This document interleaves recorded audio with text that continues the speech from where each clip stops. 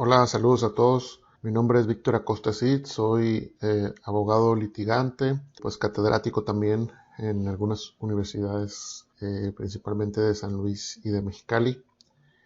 Y quisiera comentarles un problema que se ha suscitado en cuanto a la interpretación de cuánto se tiene que pagar a los empleados en Sonora concretamente respecto al tema ahora que se ha dado con la pandemia del COVID-19. Y digo en Sonora porque en nuestra entidad federativa se dictó un decreto el día 25 de marzo y se dictó, bueno, o se recibió también el decreto que se hace el último día de marzo, si no me equivoco, el día 31, en relación con el mismo tema, y se ha generado a raíz de unas declaraciones de los funcionarios federales la duda si se tiene que pagar tal o cual cantidad y si se está en un supuesto a la esfera del trabajo o en otro. Bueno, para avanzarle le voy a empezar con el tema. Este documento lo van a poder descargar en el link en la parte de abajo, ahí donde está el video, ahí lo van a poder descargar. Pero digo porque lo voy a manejar más o menos con cierta rapidez para que no se aflijan si no lo pueden ver todo, lo que viene en la pantalla lo van a poder descargar. El problema consiste en esto. Dicen los funcionarios federales, Marcelo Ebrard, el secretario del Trabajo, en que a raíz de su decreto, con base en el artículo 427, fracción primera, que es este que viene aquí. Y este artículo 427, fracción primera, habla de la fuerza mayor o el caso fortuito. Algunos consideramos, cuando recién salió el decreto de la gobernadora aquí en Sonora, que se tenía que aplicar la fracción séptima, es decir, la situación de suspensión de labores o trabajos que declare la autoridad sanitaria competente en los casos de contingencia sanitaria. Y este tema, esta palabra, es un tema sobre el que vamos a volver.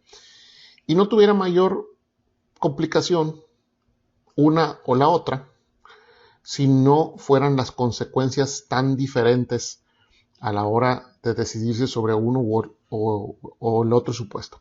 Miren, la consecuencia de la fracción primera es que se haga un procedimiento, aquí lo van a poder leer, y previa declaración de la autoridad, concretamente del Tribunal de la Junta de Conciliación, se establece o se hacen efectivas las situaciones establecidas en el artículo 897, entre ellas pagar el salario integrado. La consecuencia de aplicar la fracción séptima es que se tendría que aplicar la fracción cuarta del 429 y en consecuencia pagarse el salario mínimo a los trabajadores y por un periodo que no puede exceder de un mes. Bueno, entonces, y ustedes dirán, ¿y cuál es la duda? ¿Por qué la duda? La cuestión es que en el decreto de la gobernadora, pues no se establece cuál supuesto es. En el decreto federal tampoco se establece. Y los funcionarios federales insisten en que es la fracción primera la que se debe de aplicar y que incluso va a haber sanciones para quien no lo haga así. El gobierno del estado de Sonora, el nombre que le da al decreto es Declaratoria de Emergencia y Contingencia Sanitaria Epidemiológica. Ese es el nombre que le da. Toca la palabra emergencia y contingencia. Aquí agrego más adelantito la definición de lo que es una y otra cosa. Aplicables ambas al tema. No son cosas diferentes, pero aplicables ambas al tema. No me voy a detener en eso. Las facultades de la gobernadora, sin lugar a dudas, tiene facultades para hacer lo que está haciendo. Creo yo, además, que está haciendo lo correcto y creo que muchos consideramos eso, ¿verdad? ¿Por qué puse las facultades de la gobernadora? Porque definitivamente hay gente que ha dicho que el gobierno, no nomás la gobernadora, el municipal, el estatal, el federal no debería de hacer esta cuestión o esta otra, o poner retenes o establecer una especie de toque de queda. Creo yo que lo están haciendo en la medida de sus posibilidades para tratar de mitigar esta cuestión que es tan grave y que está tan complicada, ¿no? Y que cualquier gobernante sensato tendría que tomar esas medidas o incluso otras más drásticas si se pone la cosa más complicada. Creo que eso nomás es cuestión de apreciación.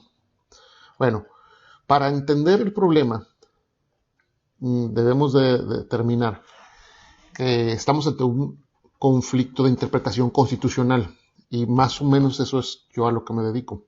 La Constitución en el artículo 4 establece que la materia de salud es concurrente. ¿Qué significa concurrente? Que puede participar y deben de participar en ellas tanto el gobierno federal como los gobiernos de las entidades federativas.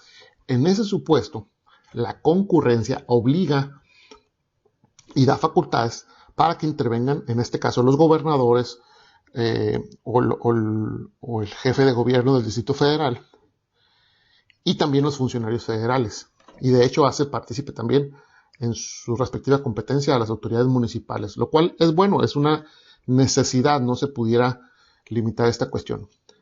¿Quién legisla en materia de salud? En materia general de salud, legisla el Congreso de la Unión y obviamente se dejan facultades para que las entidades federativas también hagan sus leyes en su ámbito local, obviamente sin contravenir a las disposiciones generales y las normas o los actos de gobierno que hagan las entidades federativas, como el caso de Sonora, que sí lo pueden hacer, porque hay concurrencia, que es lo que mencionaba del artículo 4, lo tienen que hacer tratando de respetar, respetando lo que establece la Ley General de Salud, el artículo 73, y las medidas que dicta el Consejo de Salubridad General, que es un órgano especialmente previsto en la Constitución. Desde 1917 prácticamente no ha tenido tocamiento esta parte de la Constitución para efecto de precisamente tomar medidas urgentes o emergentes para solucionar situaciones como la que estamos viviendo, ¿no? En cada situación particular ellos dictarán las medidas que corresponden. Ese no es tanto el problema. Bueno, en materia de trabajo es donde viene el problema, porque el patrón aquí en Sonora seguramente está, este es el tema del video, preguntando, oye, entonces, ¿le pago el salario mínimo o le pago el salario integrado como lo dice Marcelo Ebrard, como lo dice el gobierno federal? Y habrá abogados que digan una opinión o la otra, y ambas pudieran ser razonables, pero yo trato de hacer este análisis para que no caigamos en interpretaciones que creo que no son las correctas. Y digo creo porque a fin de cuentas nadie tiene la verdad completa todavía y no hay tribunales abiertos que nos la vayan a definir en los próximos días o semanas o incluso meses, y por eso trato de hacerlo lo más sustentable posible. Mire, en materia de trabajo no sucede, ojo, no sucede lo que se establece en materia de salud, es decir, no hay concurrencia, hay soberanías, es decir, hay facultades exclusivas para la federación y facultades exclusivas para las entidades federativas, es decir, hay facultades para el gobierno federal y hay facultades para las entidades federativas, caso concreto, Sonora. Entonces, cuando el funcionario federal sale y dice, oye, el decreto debe de interpretarse de esta y de esta manera, sí, pero para empezar, una cosa, un acto de gobierno que es verbal, pues no tiene existencia jurídica, sino causa alguna consecuencia relacionada con ello, ¿no? Entonces, si no viene en el decreto de entrada, pues es dudosa la aplicabilidad, ¿no? Yo no digo que no hay que tomarla en cuenta, porque tan la estamos tomando en cuenta que aquí estamos con este pequeño debate, ¿no? No digo eso. No digo que no sea sensato obedecer si es materia federal. Y voy al tema. El artículo 123, apartado A, fracción 31, refiere que la materia, bueno, textualmente dice, la aplicación de la ley del trabajo corresponde a las autoridades de las entidades federativas de sus respectivas jurisdicciones. Hasta ahí es la mitad. Establece facultades para los estados o entidades federativas, para incluir a la Ciudad de México. Dice, pero es de la competencia exclusiva de las autoridades federales en los asuntos relativos a, y vienen ya las ramas industriales y de servicios, las empresas y las materias que son, valga la redundancia, materia federal o competencia federal. Es decir, distinto a lo de la salud, en materia del trabajo hay competencia federal y competencia de entidades federativas, pero separada. Cada una tiene sus facultades. No es como la otra en la que pueden coincidir, en la que hay concurrencia. En materia de trabajo se excluye una competencia de la otra. Entonces, en consecuencia, ¿qué aplicamos en Sonora? Bueno, ya dijimos que salud es concurrente y laboral es excluyente. Creo yo que se debe aplicar la fracción séptima. Y sé que habrá quien me critique y diga que no, que esto y lo otro, pero bueno, esa es mi opinión, tan válida y tan criticable y tan respetable como la de cualquier otra persona que se dedique al tema. Y opiniones que también respeto y aunque no las comparto, tienen su lógica y su razón, no lo dudo, incluso a lo mejor sean mejores que la mía, pero ¿por qué digo que se aplica el 427 fracción séptima? La fracción primera que compite con esta interpretación, a mi entender, es para situaciones de, de aplicación de empresas en lo particular o en lo concreto. Ejemplo, está la fábrica a un lado del río, el río se desborda, entonces sí se tiene que acudir con la autoridad para que la autoridad declare que ya en esa empresa en concreto o en esa área de la ciudad o del pueblo no se va a poder trabajar porque se dio una situación de caso fortuito o fuerza mayor que impide la continuación laboral. Entonces, es un supuesto que fue creado para una naturaleza diferente a la que estamos viviendo. La fracción séptima es la que verdaderamente aplica en el supuesto que nosotros estamos en lo que está sucediendo a nosotros. ¿Por qué? Primero porque habla de contingencia sanitaria y en materia del decreto de Sonora dice contingencia y emergencia sanitaria. Entonces, de entrada, así si lo hiciéramos textualmente, coincide el tema al que se refiere, pero además hay por una cuestión de lógica. El decreto de la gobernadora dice muy claramente qué va a suceder en materia de arrendamiento, en materia de cuestión fiscal, en muchas materias se establecen y al paralelo se dictaron instrucciones a las juntas de conciliación y arbitraje locales, porque la titularidad de la Junta de Conciliación local del Estado de Sonora, de las juntas de conciliación, es de la gobernadora. Entonces, en esa materia, no me queda duda que las autoridades competentes en materia laboral son las del gobierno del Estado de Sonora, sin demeritar al gobierno federal. Es una cuestión de competencia constitucional. Todas las que son las ramas, la materia y los servicios que se establecen en el 123 para la materia federal, de eso sí es aplicable y debe de conocer los funcionarios federales, pero en la materia del fuero común o de la materia local no tienen por qué dictar medidas laborales, ojo, no de salud, laborales, funcionarios federales, porque la competencia es excluida, es excluyente de la otra.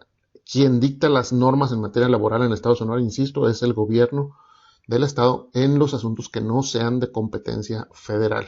Bueno, pero ¿por qué otra situación, además de lo que es la situación de la palabra contingencia, creo que aplica en la fracción séptima? Porque vean el método para aplicarlo. La suspensión de labores o trabajos que declare la autoridad sanitaria competente en los casos de contingencia sanitaria. Y en el 429 dice que no requerirá aprobación o autorización del tribunal y estará obligado a pagar a sus trabajadores una indemnización equivalente a un día de salario mínimo general. Esta fracción va encaminada a ser de mayor celeridad, de ser una situación que no requiera y que no tenga duda de su emergencia, de su cuestión de pronta resolución, y por lo tanto no es pasada a la autoridad jurisdiccional laboral porque ya presupone otro acto de autoridad que es la declaración de contingencia por la autoridad de salud. Entonces, en el caso de Sonora, se dio esa declaratoria de salud, sin importar la fecha en la que se haya dado, si fue antes o después. Eh, esa declaración de salud aplica, a mi ver, sin lugar a dudas, el artículo 427, fracción séptima, y en consecuencia lo que se tiene que pagar o aplicar es lo establecido en el artículo 429, fracción cuarta. Esa es mi opinión. Creo yo que puede debatirse definitivamente, y dejo mis datos de contacto aquí al final del video por si alguien tiene alguna duda o sugerencia. Voy a tratar de publicitar el video. Muchas gracias.